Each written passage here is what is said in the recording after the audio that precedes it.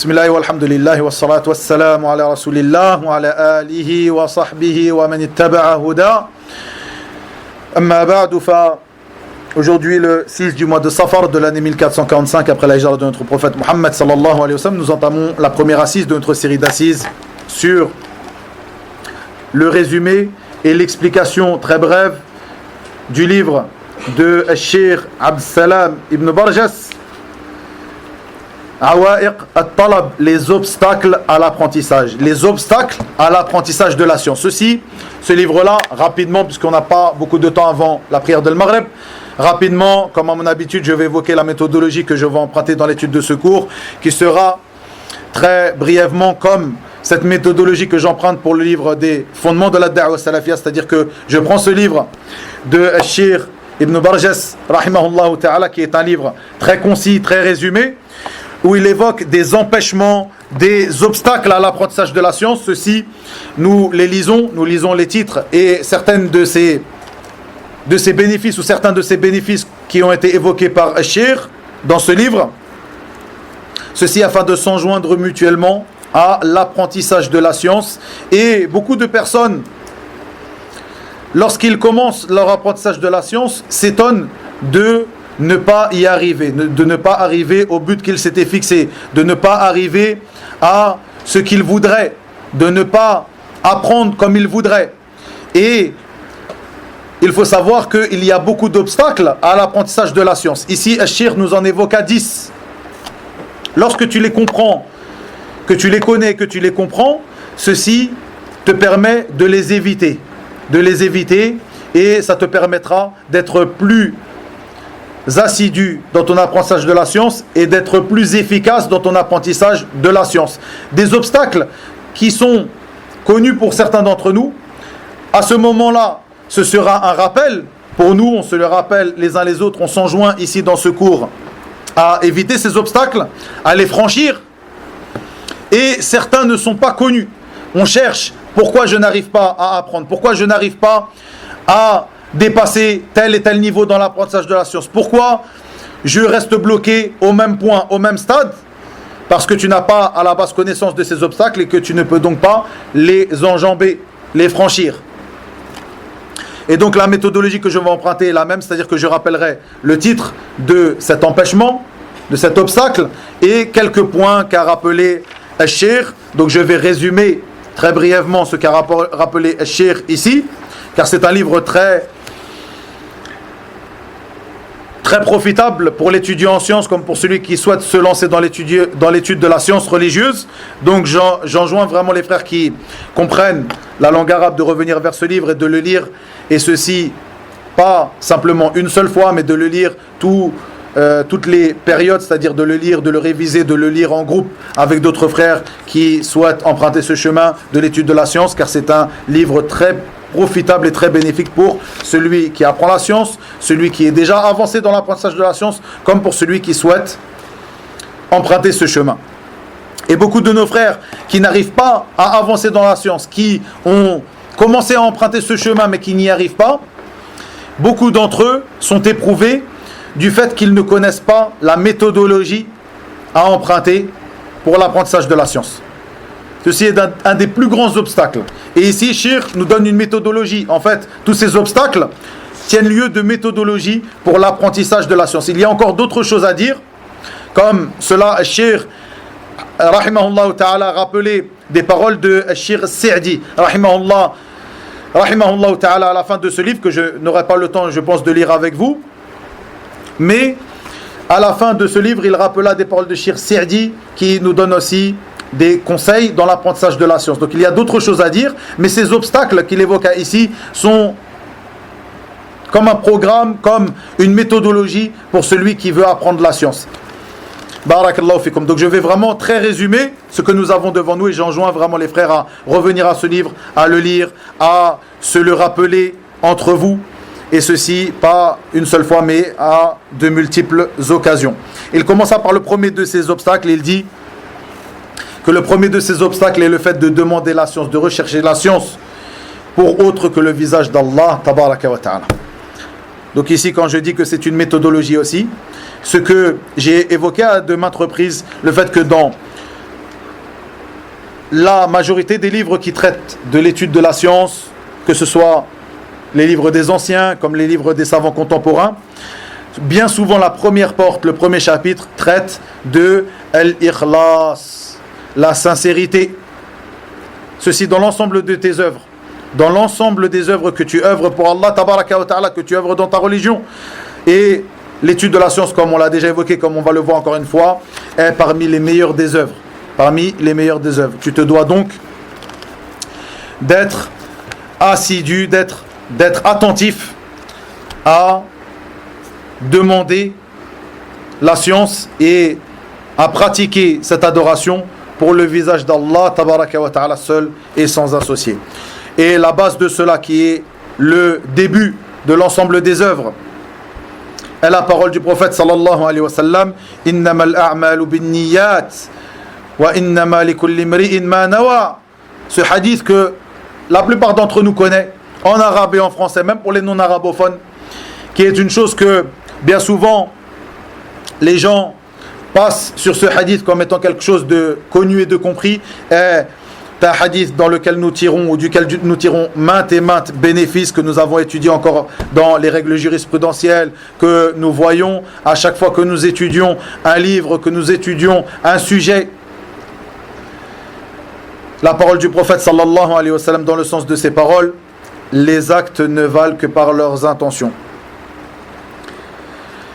Donc, le début de l'œuvre commence par l'intention. Commence par la manière que tu as de te comporter avec cette attention, la sincérité que tu dois avoir dans cette attention lorsque tu commences cette œuvre, et ici, en l'occurrence, l'étude de la science. Cheikh, parmi les bénéfices qu'il rapporta ici, il nous dit que ce qui est le plus important pour l'étudiant en sciences, la chose à laquelle il doit le plus porter son attention, c'est le fait de remédier à son attention, an-niyya, à rechercher, à arranger et réformer son intention et la préserver de ce qui vient la détourner de son but. Ceci car en réalité la science acquiert son mérite par le fait qu'elle est demandée uniquement et sincèrement pour le visage d'Allah tabaraka wa ta'ala. Ceci car si une science n'est pas demandée sincèrement pour le visage, n'est pas recherchée sincèrement pour le visage d'Allah tabaraka wa ta'ala, à ce moment-là elle perdra son mérite. Le mérite que tu trouves dans les textes du Coran, de la Sunna et les textes de nos pieux prédécesseurs concernant le mérite de la science religieuse, de l'apprentissage de la science religieuse, de la recherche de la science religieuse, est conditionné par la bonne intention, par la sincérité de cette intention. Au moment où la personne perdra cette bonne intention et cette sincérité, eh bien les mérites de la recherche de cette science ne s'appliqueront plus à lui. Cette science perdra ce mérite. Et ce sera pour lui plutôt une fitna, un trouble, et ce sera pour lui quelque chose qui le mènera à une mauvaise fin. Et comme vous le savez, comme ceci est connu de tous, l'une des conditions de l'acceptation de l'ensemble des œuvres est al-ikhlas, la sincérité, comme on vient de le voir. Toutes les sciences sont connectées les unes aux autres, comme nous l'avons vu. Et si l'étudiant en sciences recherche par son étude de la science, des biens de ce bas monde, eh bien cette personne-là aura certes désobéi à son Seigneur. De plus, il se sera fatigué lui-même. Il se sera fatigué, car il y a une grande fatigue dans l'étude de la science. La personne qui recherche la science se fatigue dans cette recherche. Le fait d'assister à des cours, de prendre des notes, de réviser ses notes, de les mémoriser, une grande fatigue. Et en réalité, cette chose-là ne lui sera pas profitable. Donc il se sera lui-même fatigué, pour rien. Et cette personne sera tombée dans un péché. Et il ne lui viendra de cette dunya, de ces biens mondains, que ce qui lui aura été prescrit. Il aura recherché par cette étude de la science des biens de ce bas monde, mais en réalité, qu'est-ce qu'il viendra à cette personne de ces biens de ce bas monde? Que ce qui lui aura été prescrit. En effet, le prophète sallallahu alayhi wa sallam nous dit, comme dans un hadith qui est rapporté par Abu Huraira radiyallahu anhu, dans le sens de ces paroles. Celui qui apprend une science par laquelle on recherche le visage d'Allah, il n'a pas appris cette science que pour atteindre un bien de ce bas monde, que pour arriver à une fin de ce bas monde, cette personne-là ne sentira pas l'odeur du paradis au jour du jugement. Et nous voyons que les savants parmi as-salaf avaient l'habitude de se faire le rappel sur l'ikhlas, la sincérité à Allah tabaraka wa ta'ala dans l'ensemble de leurs œuvres. Et en particulier, les savants parmi les imams de salaf se faisaient le rappel à propos de cette sincérité et de la bonne niya, de la bonne intention à propos de ce qu'ils recherchaient comme science. Il est rapporté de Sahnoun ou Suhnoun parmi les imams de Al-Malikiyya, celui qui a écrit donc ou qui a réuni les paroles de Ibn al-Qasim dans un livre qui s'appelle Al-Mudawwana, qui est un livre de référence chez Al-Malikiyya. Cet imam Suhnoun ou Sahnoun Abu Saïd Abd Salam Ibn Habib Sahnoun At-Tannoukhi, qui est mort en 240 après la hijra du prophète Mohammed sallallahu alayhi wa sallam, rapporte et dit que Ibn al-Qasim nous disait souvent, craignez Allah, car un petit peu de cette affaire, c'est-à-dire la science qu'ils apprennent, un peu de cette affaire, un peu de la science qu'ils étudient, avec la crainte d'Allah tabaraka wa ta'ala, avec le taqwa, est quelque chose de grandiose. À l'inverse, beaucoup de cette science qu'ils étudient avec ou sans crainte d'Allah tabaraka wa ta'ala est quelque chose de bas. Est quelque chose de bas. Et il rapporte Shir ici des paroles de beaucoup de salaf concernant cela. Comme cela, une parole qui est rapportée ici par Yusuf ibn al-Hussein, qui rapporte de Dhannoun al-Misri. Ceci est rapporté aussi de As-Sufyanayn et de autres parmi les imams de As-Salaf, où il disait, les savants parmi Salaf avaient l'habitude de se faire le rappel et de s'exhorter les uns les autres par trois paroles, par trois choses. Et ils s'écrivaient des lettres les uns aux autres, où ils se rappelaient dans ces lettres-là ces trois choses. Ils disaient, celui qui arrangera ce qu'il fait en secret, Allah arrangera et réformera ce qu'il fait en public. Et celui qui arrangera et réformera ce qu'il y a entre lui et Allah, Allah arrangera et réformera ce qu'il y a entre lui et les gens. Et celui qui arrangera et réformera ce qui a attrait à sa vie dernière, Allah arrangera et réformera ce qui a attrait à sa vie d'ici-bas. Allahu Akbar. Trois paroles qui sont des paroles très importantes, qui doivent être un manhaj, une méthodologie pour le musulman dans sa vie, et en particulier pour celui qui cherche à étudier la science. Nous le voyons que ici que les imams de la guidée, parmi les imams de nos pieux prédécesseurs, avaient l'habitude de s'écrire les uns les autres et de se rappeler, de s'exhorter lorsqu'ils se rencontraient les uns les autres par ces trois choses-là. Ces trois choses-là qui tournent autour de l'ikhlas, la sincérité et la bonne intention. Et Abdullah ibn al-Mubarak, rahimahullah ta'ala, qui faisait partie des imams de Tabi'in, qui faisait le hajj une année et le combat dans le sentier d'Allah une autre année, ce grand imam de la science et de la taqwa d'Allah Azza wa Jal parmi les imams de Salaf, rahimahullah ta'ala, disait, la première chose dans la science, le début de la science est an-niyya, l'intention. Donc la bonne intention, le fait de rechercher à avoir cette bonne intention. Ensuite, écouter, apprendre. Ensuite, comprendre. Ensuite, mémoriser. Ensuite, œuvrer. Et ensuite, propager. Une méthodologie pour l'étudiant en sciences. La première chose dans la science, avoir une bonne intention. Rechercher son intention. Avoir une bonne intention. Puis écouter, donc apprendre. Puis comprendre. Puis mémoriser, puis œuvrer, puis au final, à la fin, propager. Et combien de personnes commencent par la mémorisation, avant même de comprendre ce qu'ils mémorisent, puis propagent, avant même d'avoir cherché leurs intentions pour cela. La première chose qu'ils désirent lorsqu'ils entrent dans l'étude de la science est de propager cette science. Allahu Akbar. Ceci n'était pas la voie de salaf. Et ceci, comme on l'a vu dans les cours précédents, même si tu ne propageras que aux gens de ton entourage, ceci est un grand bien pour toi. Tu ne propages ne serait-ce que à une personne de ta famille.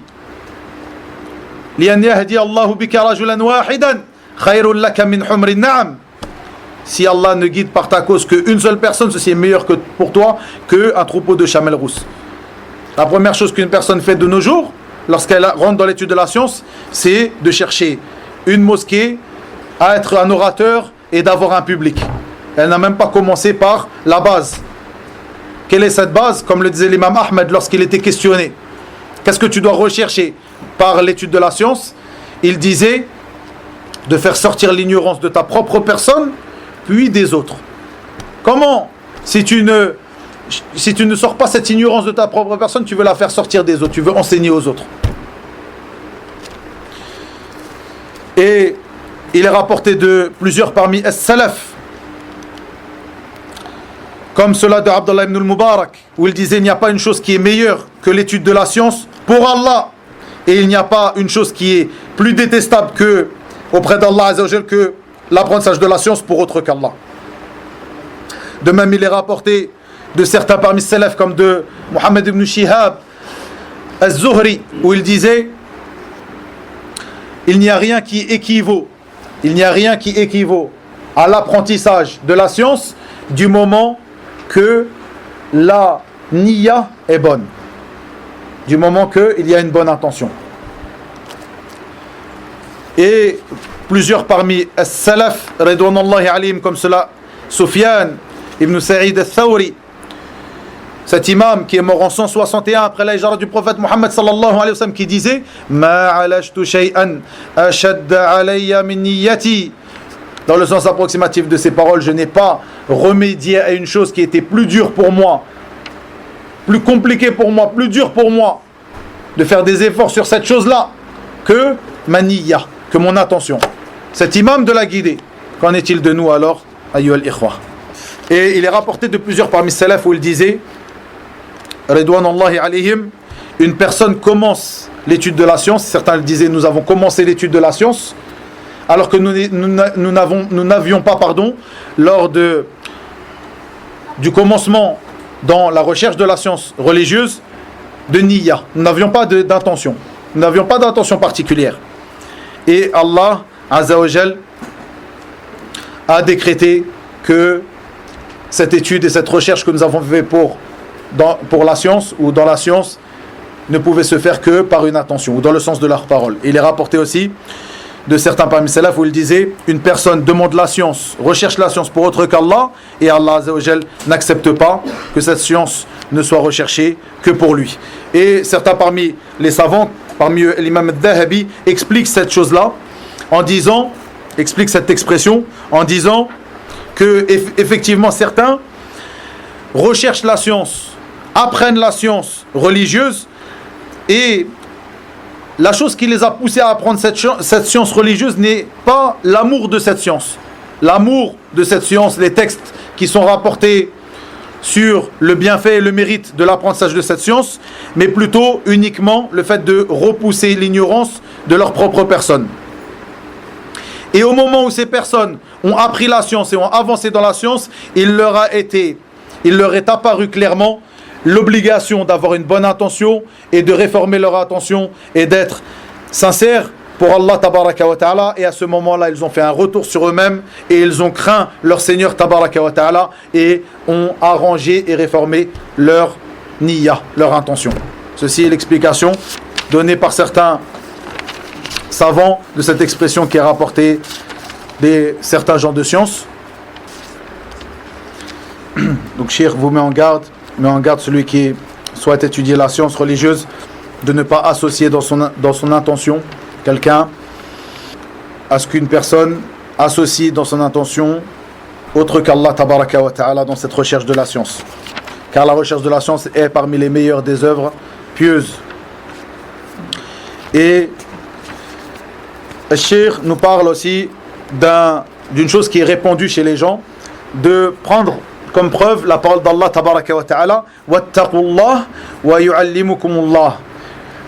Ils utilisent cette preuve-là, cette parole-là, ils la prennent comme preuve pour dire que si une personne craint Allah tabaraka wa ta'ala, est craintif d'Allah tabaraka wa ta'ala, à ce moment-là, Allah azza wa jal lui donnera la science de la religion. Et ceci n'est pas exact. Plutôt peut-être que celui qui... C'est-à-dire ceci n'est pas exact dans l'absolu. Et peut-être que celui qui prendra ce verset comme preuve de manière absolue sera touché par la croyance de As-Soufiyya, qui pense que la science vient comme cela. La personne cherche à faire des adorations, à se rapprocher d'Allah tabaraka wa ta'ala, et à ce moment-là, il reçoit une science comme cela, sans avoir à rechercher la science. Et ceci n'est pas correct du point de vue de la langue arabe. Donc celui qui comprend la langue arabe sait que ceci n'est pas correct du point de vue de la langue arabe, et ceci n'a pas été expliqué comme cela par les savants du tafsir.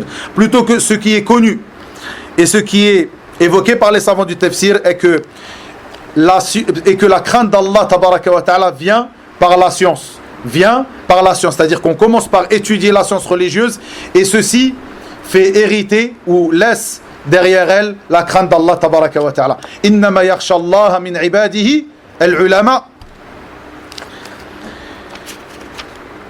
Et tu te dois d'œuvrer bien sûr de rechercher la science. La science ne vient pas comme cela, après avoir fait des actes surérogatoires, sans avoir recherché cette science, et ceci n'est pas exact. Mais ce qui est exact, c'est de dire que, sans aucun doute, la crainte d'Allah tabaraka wa ta'ala aide à l'apprentissage de la science. Et une personne qui n'est pas craintif d'Allah tabaraka wa ta'ala, qui ne fait pas des bonnes actions, qui est une personne qui fait des péchés et des mauvaises actions, cette chose-là ne sera pas une aide pour lui à l'apprentissage de la science. Plutôt, ce sera une chose par laquelle il oubliera la science qu'il aura appris, ou qui le fera dévier de la guidée sur laquelle il avait été par l'apprentissage de cette science.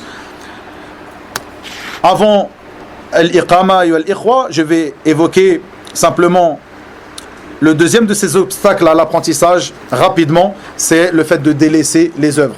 Tarkul amal. Délaisser les œuvres. Délaisser le fait d'œuvrer selon la science que tu as appris. Ceci est un grand obstacle à l'apprentissage de la science. Comme le disaient certains parmi salaf, parmi eux Sufyan al-Thawri, rahimahullah ta'ala, il disait: nous apprenons la science uniquement pour craindre Allah tabaraka wa ta'ala par cette science. Ceci est le but de l'apprentissage de la science de la religion. En effet, le but de l'apprentissage de la science est d'œuvrer selon cette science. D'œuvrer selon cette science et d'être, comme on l'a vu dans le cours précédent, d'être avide, de mettre en pratique cette science, afin de se rapprocher d'Allah tabaraka wa ta'ala par les bonnes actions. Des bonnes actions qui seront construites sur une science en religion, et non sur de l'ignorance, non sur quelque chose qui a été hérité par exemple de nos pères, de nos grands-pères, mais sur une chose, une voie claire, ala basira. Qul hadhihi sabili ad'u ila Allahi ala basira. Ceci est la voie des prophètes et messagers, ils appelaient à Allah tabaraka wa ta'ala selon une clairvoyance, une science certaine de la religion. Et sans aucun doute, comme vous le savez dans le hadith, le prophète sallallahu alayhi wa sallam nous dit que une personne ne partira pas au jour du jugement de son interrogatoire avant d'être interrogé sur 4 choses, dans certaines versions sur 3 choses. Et parmi ces choses, sur la science, où est-ce qu'il a sur sa science, naam, qu'est-ce qu'il en a fait? Sur cette science qu'il aura apprise de la religion, qu'en aura-t-il fait? Est-ce qu'il aura œuvré selon cette science ou non? Et comme vous le savez aussi, parmi ces personnes, les 3 premières personnes qui seront interrogées au jour du jugement, le savant qui aura appris une science. Pourquoi est-ce qu'il aura appris une science? Est-ce que ce sera pour la mettre en pratique? Est-ce que ce sera pour qu'on dise de lui qu'il a appris? Et il sera dit ainsi, il sera jeté en enfer, car il aura été dit ainsi, car il n'aura pas été sincère dans son apprentissage de la science, et il n'aura pas œuvré selon cette science. Wa ilahuna wa billahi tawfiq wa sallallahu wa sallam wa barak ala nabiyyina Muhammad walhamdulillahi rabbil alamin.